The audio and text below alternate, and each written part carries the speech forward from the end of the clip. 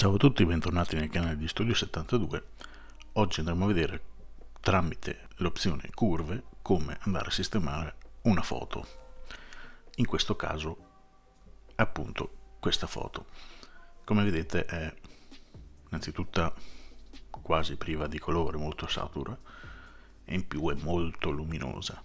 E andiamo a vedere come poter modificare o comunque salvare nel miglior modo possibile una foto che invece così a primo impatto sarebbe da scartare.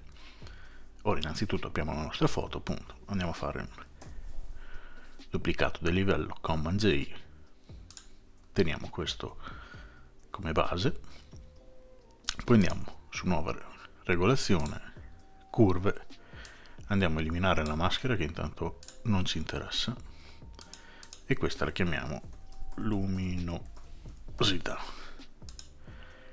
Ne andiamo a creare un'altra, sempre curve, andiamo sempre a eliminare la nostra maschera e chiameremo colore.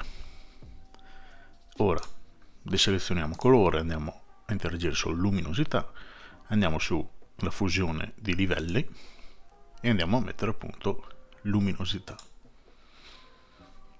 Ora tramite appunto grafico delle curve andiamo a ridurre un po' tutto questo bianco che abbiamo qua intorno, quindi andiamo ad abbassare leggermente la nostra luminosità, accentuando un po' di più in questo modo i neri,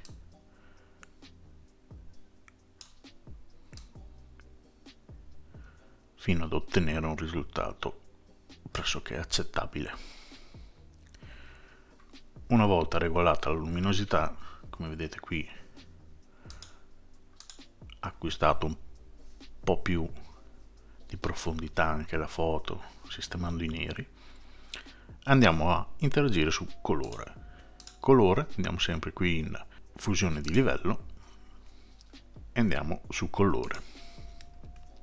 Qui invece andremo a interagire man mano sui tre vari colori, ossia blu, verde e rosso. Partiamo dal blu, andiamo, come vedete, se ci abbassiamo andiamo verso il giallo, se ci alziamo andiamo verso il blu e andiamo a regolare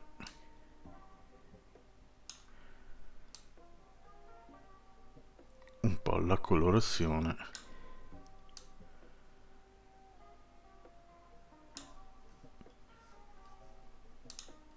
poi passiamo al verde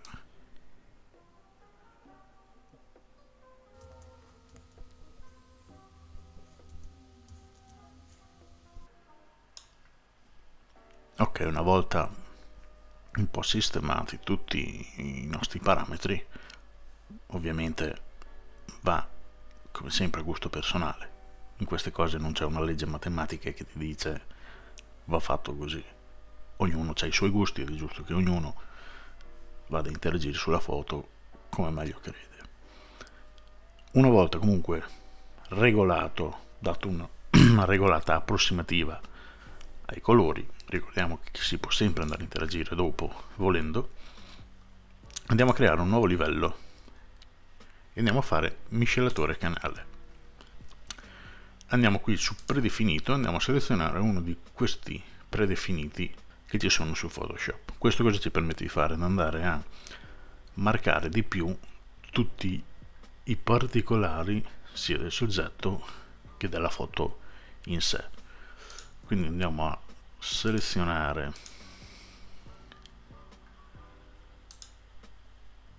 quello che più ci qua.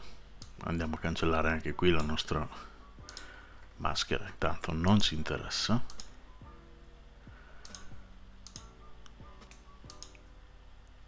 Io direi che questo è quello migliore.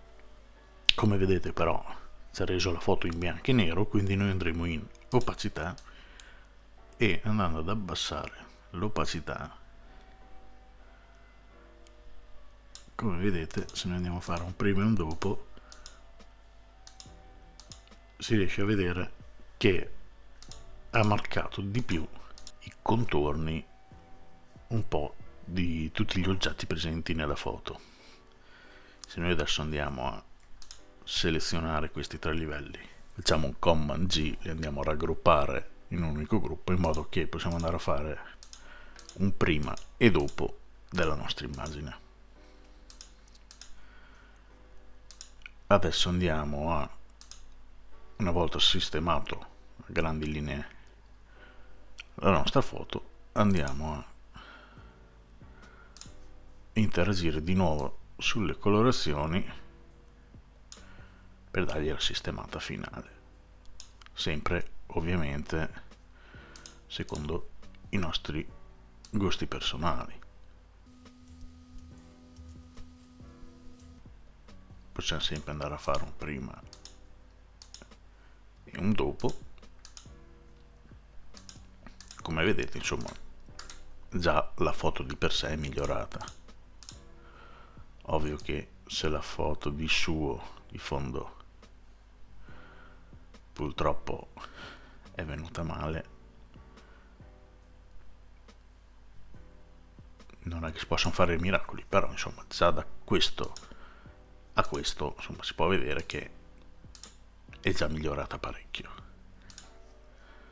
Oltretutto, se volessimo dargli anche un effetto un po' anche per mascherare eventuali imperfezioni della foto, si può, selezionando il livello 1, che sarebbe il nostro livello della foto, lo convertiamo in oggetto avanzato,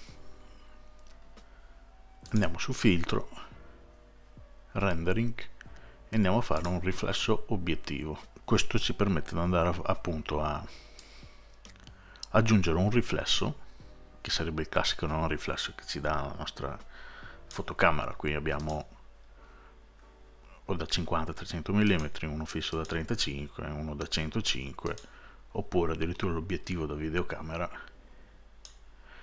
In genere uso quello da 105 e volendo possiamo andare a effettuare il riflesso appunto della luce qua fuori, quindi posizioniamo, adesso aumento la luminosità così si vede meglio, posizioniamo il nostro riflesso qui più o meno in mezzo alla luce. Adesso andiamo a abbassare la luminosità, anche perché già è luminoso di suo, non andiamo a intaccare troppo la foto. Facendo ok, come vedete ci crea questo effetto. In questo modo ci dà appunto questo riflesso che insomma aiuta anche un po' a mascherare eventuali imperfezioni, comunque concentrare il tutto sul soggetto. Una volta impostato il tutto,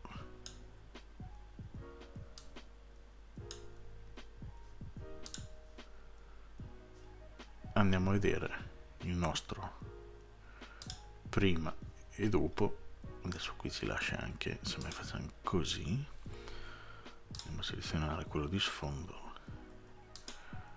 raggruppiamo tutto nello stesso coso. Questo è quello finito, questo era quello iniziale, insomma ha già cambiato totalmente aspetto. Un altro modo sarebbe quello di usare Camera Raw, che è questo plugin aggiuntivo che è uscito, se non sbaglio, 2 o 3 versioni fa di Photoshop, ma però ve lo andrò a spiegare in un altro tutorial. Se siete interessati magari a come utilizzare Camera Raw, lasciatemi un commento. Intanto per questo tutorial è tutto, vi ringrazio di avermi seguito.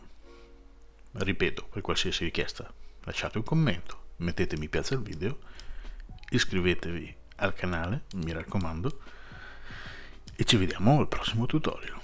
Ciao a tutti!